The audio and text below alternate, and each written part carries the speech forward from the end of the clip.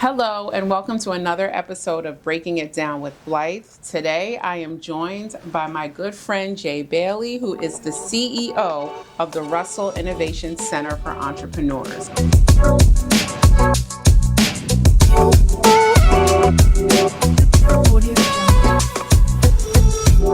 Welcome, Jay. Well, hello, Blythe.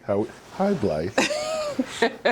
Hello. It's good to see you, my friend. It's good to see you. It's been too long. Way too long. Way too long. Way too long. But you're doing good work, moving the needle. So there's a reason it's been so long. Yeah. Well, I am watching you too and really proud of you and all the work that you're doing. And I always talk about Jay as a very important leader in our community. Yes, absolutely. Absolutely. And beyond our community, really. All right. So, Jay, for those who are not familiar, tell us a little bit about your work, the Russell Center, and the work you're doing in Atlanta. Herman Russell was probably one of the most prolific entrepreneurs the city ever produced. For those that don't know, he was one of the people that literally underwrote the civil rights movement, built half of our skyline, integrated the Chamber of Commerce at the city and the state level. Prolific entrepreneur that created other entrepreneurs. So if you're in Atlanta, you think about a T. Dallas Smith or Noel Khalil or Egbert Perry, they were born out of the house of Herman Russell. Yeah.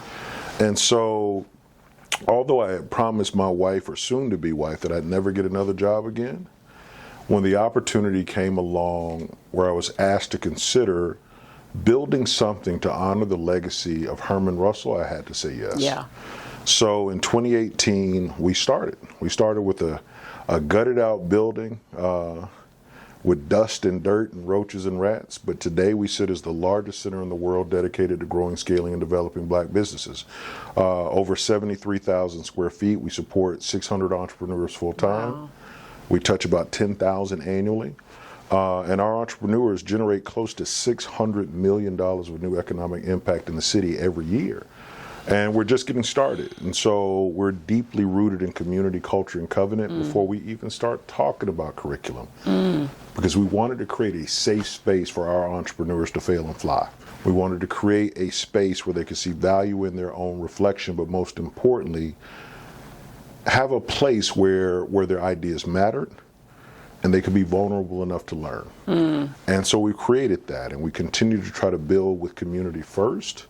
And we'll see how the rest of it turns out. Yeah, that's amazing. So 600 million annually. I don't know that people really understand that and know that. So that is so important to share because that is massive. Yep. So your philosophy is build as we climb, right? So how does that connect to creating opportunities for the next generation? You know, my personal mantra to go along with that is plant seeds that will grow trees whose shade you may never sit under. I think that build as we climb was a derivative of a rallying cry I heard over 2 decades ago. That was lifting as we climb. But I thought lifting is a wonderful concept, but it requires you or I to be present and reach down and pull back up. That's right. Well, what if Blythe isn't always here? What if we built a staircase and that anybody in the future, in generations yet unborn, were to encounter the same challenge because of this infrastructure, this thing that you have built, they're able to overcome those obstacles for the rest of eternity. Yeah. And so when we talk about build as we climb, we know that most of us are first generation open opportunity. And how can we create those institutions, those platforms, those places, those spaces that allow people that we'll never meet to overcome the obstacles that we had to break through? Say your mantra again. Plant seeds that will grow trees whose shade we may never sit under. I love that. And it resonates with me as we talk a lot about in our work planting seeds and growing and thriving for our children and their future. So if you hear me saying it, no, I got it from you, Jay. You don't have to give me credit. Jay. Let's talk a little bit about families and what are some of the biggest barriers keeping families from moving from survival to stability to wealth building. I mean, that's a whole other episode. Yeah, it is. We can start with exposure. Parents pass down bad habits out of love. It's the best that they knew and the best that they have to pass down. I remember, myself included, my sophomore year of college, I still thought that people that looked like me could not make more than $50,000 a year. That was the language of my ecosystem. And so when you think about access, opportunity, and exposure, those three words are kind of my bedrock of why we missed the boat, right? That we just don't have the exposure to industries and relationships and networks and capital and all of these things. Like, how could my father teach me about wealth when no one ever taught him, no one ever showed him, and he never ever accomplished wealth? And out of his best efforts, with all the love he may have had in his heart for me, he could only give me what he had. And so at a baseline, I think that there's the opportunity when we talk about planting seeds for those of us that can build institutions, build platforms where people are informed, but continuously. Going way beyond if you know better, you do better. I think it has to be embedded in the way that we talk, the way that we think. Our dinner conversations change. Our education and school system conversations change. The way that we talk to our children, but also our parents, providing tools and resources on a continuum is part of the way that we start to move the needle. Beyond just hoping that if I tell you once, your whole life will shift. Yeah, exposure is something I talk about a lot. And I think that, if you think about experiences you had, experiences you want to provide for your children or your nieces, your nephews, whomever, the exposure is critically important. So you are a father with two little girls. Early childhood age. And when we talk about breaking generational cycles, why do you think early intervention is so important? One of my most favorite pictures was taken in this building. I know which one. I was reading a book to a young man, and in fact, if I do the history on it, I believe, Blythe, I was holding up a little seed. And there's a young man that came out of the crowd who I did not know, but he saw his reflection in me, and like climbed up on my knee and was mimicking everything that I was doing. That's really it, right? It is you become what you behold.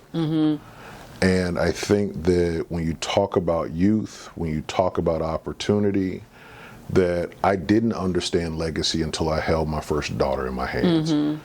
I thought I understood legacy, but I never felt and lived legacy. Something greater than myself, something that I had to work every day and night to ensure that I put the best opportunities, exposure in front of them, right?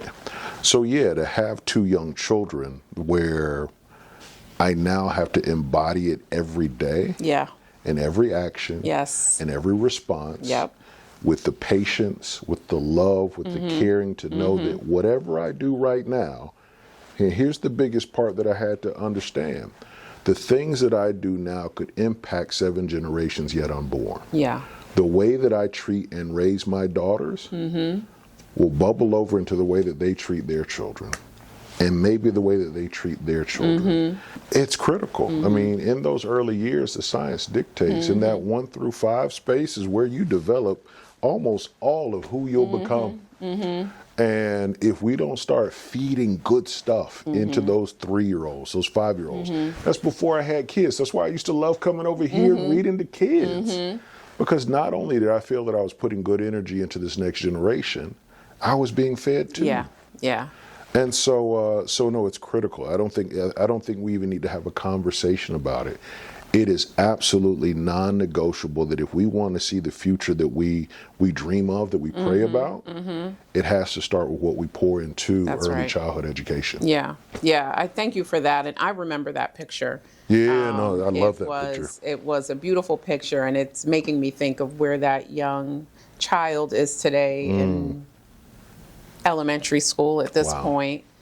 So, one of the things we do here at Sheltering Arms that is really important to us, we talk a lot about two-generation, multi-generation support, and we really wrap our arms around our families, Have to. right? Yes. So, let's talk a little bit about wraparound services and how important they are for families who are working toward sustainability and thriving. Like, why are they so important, and any thoughts on that? I mean, we'll stay with the seed analogy, Yeah. right? If you don't plant the seed in good soil, if that soil doesn't get the water that it needs, if that seed and that soil combined gets the water that they need, but if they don't get sun, Yeah, nothing's going to grow. that's right. And I see wraparound services the very same way, and looking at that as much good as you can put into a kid in the hours that you're given Monday through Friday. The vast majority of the inputs that will shape who they become happen outside of a classroom. That's right. And again, we pass down bad habits out of love. The parents have to have the tools to support the good stuff that you put in here. And if we don't support the parents to be their best, because I don't think there's a parent, and if it ever happens, it's super rare, that says, I want the worst for my child. Right. But again, we got to empower and expose that mother, that father, that grandparent, that caregiver to the tools, to the resources, to the access, and expose them to ways where they can give the absolute best and be a partner in education and not just be dependent on Sheltering Arms, your local elementary or middle school. That's right. But be truly a partner in this child's development. It's critical. Otherwise, like again, the seed will not grow without the sun doing its part, the rain doing its part, the soil doing its part. So, our organizations do very different things. And as I think about the Russell Center and Sheltering Arms, I sometimes wonder, are there opportunities to work together to create stronger pathways for families? What you don't know is I just brought you up in a meeting. Oh, My last meeting, I talked about, well, you can finish your question, but I will tell you why. no, go ahead. The entrepreneurial journey is not myopic. It's not binary. It's not one way. That's right. The fastest growing segment of entrepreneurs in the United States of America are black women. But the number one reason black women do not take these ideas, these dreams, the visions that they have and make them real and take the leap, child care, That's right. medical care. That's right. But child care comes first. And so in a space, in a market that is leading all markets for that particular demographic, and the greatest thing that is holding them back from pursuing their entrepreneurial pursuits is child care, early childhood education, and it's what you do. When we talk about ecosystem building, there is a world where the Russell Center expands into affordable housing, making sure that Atlanta stays affordable enough for people to dream. That's right. But if we go into that space, I got to think about partnering with Valerie Montgomery Johnson. I mean, like literally, how do I get health care into the ecosystem of entrepreneurship? But most importantly, how do I get child care into the ecosystem of entrepreneurship? But the beautiful piece about ecosystem building is that for those childs that are in that ecosystem, entrepreneurship and owning your own business and following your dreams is not a lost thing. It becomes normalized. Mama's a boss, and she's got other friends that are bosses. And guess what? I could be a boss too. That's right. And I think that's the most beautiful piece of ecosystem building. It's not about the companies that you build today. It is about those that you inspire for tomorrow. Friday, I had my heart just leap out of my chest. I went to my daughter's classroom for the first time for her kindergarten class, and the teacher had seen a video that I had made for her former class about what I do at the Russell Center. But they had watched it as curriculum in her kindergarten class before, and I was talking about the power of big ideas. And there now is a whole classroom display about big ideas inspired by that video. I love that. But even at a school, without even knowing the connectivity, those concepts those students were exposed to, and there will be kids in there who realize that their ideas matter. It all is tied together, Blythe. And I hope there's a day that I make the phone call to you and say, Blythe, we got a space, we got a building, we got a vision, we got a plan, and we got some funding. How can we ensure that parents that have children but want to pursue their entrepreneurial endeavors have the opportunity to know that their kids are well taken care of, loved, and poured into? Yeah. I love that. So ecosystem building is really, I talk about it a lot because as sort of these standalone organizations that do a thing, we're doing a thing in service of something else, Yes, right? Yes, so absolutely. Being an early childhood provider is for the families and the community. And I love hearing what you're saying because we've heard that before, that it's a barrier, right? And whenever I hear childcare as a barrier to do something, it's not a hard fix. Provide the childcare, right? Get with the partners and provide the childcare. And it may not be in a brand new space that you have, but are there young mothers right now who feel like I need childcare today to accelerate my business plan? Well, let's find a slot for them at one of our centers, right? That's convenient. That's local. That's nearby, right? That doesn't create another barrier. But that's the entrepreneurial way, right? What can we do today? Let's dream about tomorrow. We're going to do today. I'll take that challenge. Come on. All right. So we're going to talk about that. I love because I'd love to know, if there are, as you're hearing this and even seeing it, right? You've seen that one mom who just can't get there, can't participate, something is holding her back and she doesn't have a place for her 2-year-old to go, and that's what it is. Then let's find a place for her 2-year-old. Wow, it's right? powerful. Leadership. What role can Atlanta's business and community leaders really play in creating this lasting generational change? I say it often, I still believe it, that Atlanta has the opportunity to be the most consequential city of the next 100 years. Nobody else has our colleges. Where else in one geographic area can you have Morehouse School of Medicine, Morehouse College, Spelman, Clark Atlanta, Morris Brown, ITC, drive over to Georgia Tech, drive over to Georgia State, drive over to Emory, shoot over to Agnes Scott, all within an hour. Right. But within that hour loop, you're also passing by Delta, UPS, Chick-fil-A, Georgia Pacific, and a horde of Fortune 1000 companies that call Atlanta home. But while you're driving, you may pass Ambassador Andrew Young, Mayor Andre Dickens, Andre 3000, 2 Chainz, Lil Jon, and whoever else, right? Atlanta has all of these pieces that literally no other city has. And so for a child, when we talk about exposure, if we were intentional about creating pathways for children, there is literally no limit to the exposure at the highest level that a student can have. That's right.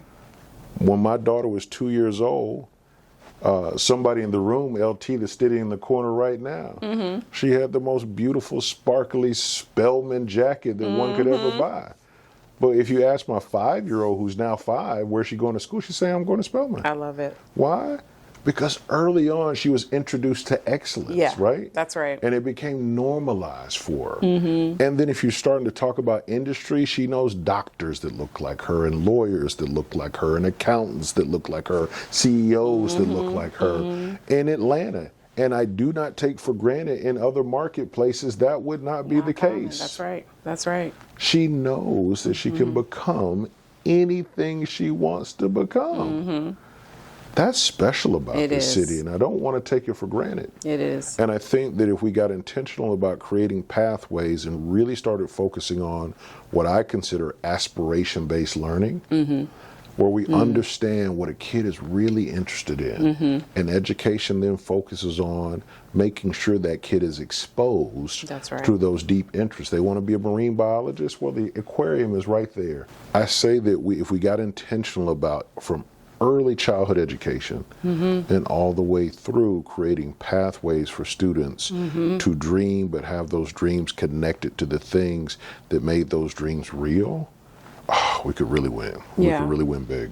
Yeah, intentionality, right? Oh, I think absolutely. it's all about the intention and doing and moving with purpose. Yes, I call right? it fierce intentionality. Yeah. It is deliberate and it is urgent. Yeah, and urgent. Yes. We don't talk enough about what you do, one, as a professional, but what this organization has done for what, close to 100 years? 138. 138 years of pouring into the next generation. What is your vision for the future of what an organization that you took your turn at the baton and ran your fastest lap around the track? When you pass the baton to the next and then them to the next, Sheltering Arms as an organization becomes what? So thank you for that question, and it is a big question. Yeah. I want to say first that when I stepped into this role, I stepped into a role that had never been held by a person of color. Wow. So I came in first Black woman to lead this then 125-year-old organization. And the power and magnitude of that to me was very real. Wow. Because as I looked around at the teachers and the staff and the children, I saw little Blythe, right, everywhere. And knew that I had a very awesome responsibility here. Sheltering Arms is not going anywhere. So there's lots of conversations about sustainability with organizations, and I feel like if an organization could get through 138 years of a lot of stuff, right? Wars, depression, COVID, all things, this organization can stand, and leadership has proven that over Absolutely. and over. Yeah. What I want for the future is that children and families know when they come here, their dreams can be realized, right? And that's by seeing who's leading the organization, who's in the classrooms with them, who cares about them. Yes. We have people that have worked at Sheltering Arms for 47 years. Wow. Yeah. Because they care, because they're committed, because they've seen generations come through. Of course, And 47 years. 47 years. I think our longest tenured team member right now is 47 or 48 years. Incredible, right? Doesn't happen. And lots of 30 and 20 and 25-year folks have been here because there's something very special about this place to know that you are pouring into the next generation. Absolutely. And what is also remarkable is that we have children who attended here, who now teach here, who are teaching in rooms with teachers that they had as 2, 3, 4-year-olds. Oh, So that's we've amazing. got multi-generations. We've got a mother and daughter teaching here, who both of them were children at Sheltering Arms, right? That's incredible. And so there's a legacy and there's a history here. When I think about the city of Atlanta, take our founding year. We're as old as Anyone else? many of the colleges. Anyone else, Coca-Cola, yes. like we're Older. old here, right? Older. So True old Atlanta. I'm going to get you an yeah, oldest. the oldest Atlanta teacher. Atlanta t-shirt. Yeah. Yeah, so there's a lot of history here, and I want this organization to continue to pour into children and be recognized nationally. Yes, We are. I agree. For the work that we do. So I agree. people want to learn from us all the time. Bame People Joyner, wanna- I need a Blythe influences everything, or like a Sheltering Arms influences Sheltering Arms everything. influences everything. T-shirt. Yes. That's so, incredible, though. Yeah. Yeah. So we love to meet our alum. We're working on many projects where we're pulling alum back in. And a conversation today with a young woman who wants to get involved with us. Well, her agent who was talking with Danielle, our team member, used to go to Sheltering Arms. Like, we meet people who have touched this organization in some way, shape, or form everywhere we go. I love it. So I love that power and impact that this organization has had on generations in this city. Yes. Wow.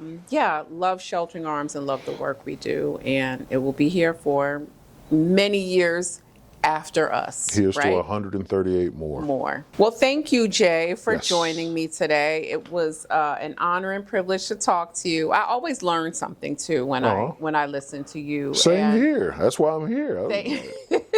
Thank you. And there's just something about the work you do, but also you love Atlanta. It's very clear and very, and I understand it, and I understand why. And everything you said about how special this place is why when people like me move here, like we stay, because it's just something so special.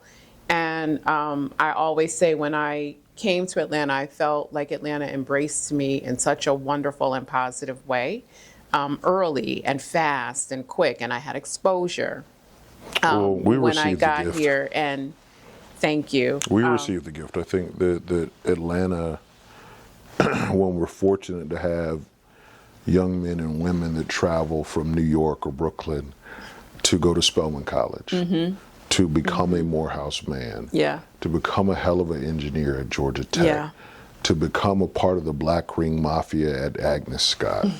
Like, they stay. Yeah. Because there is something special here, and the institutions that will continue to be magnets for the best talent in the world That's right. are here. Yeah. And so we're just fortunate to have you as a leader in this city, Thank you. a committed leader that's focused squarely on our most precious resource. So thank you, Blythe. Thank you for the opportunity. Thank you. But also thank you for the leader that you are in this city. Thank you so much. I appreciate you. Of course. Thank you so much for tuning into Breaking It Down with Blythe. Don't forget to support our Give, Grow, Thrive campaign, which nicely aligns with what Jay was talking about today.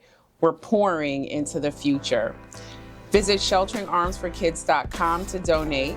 Your support will help our children and families to thrive. Thank you.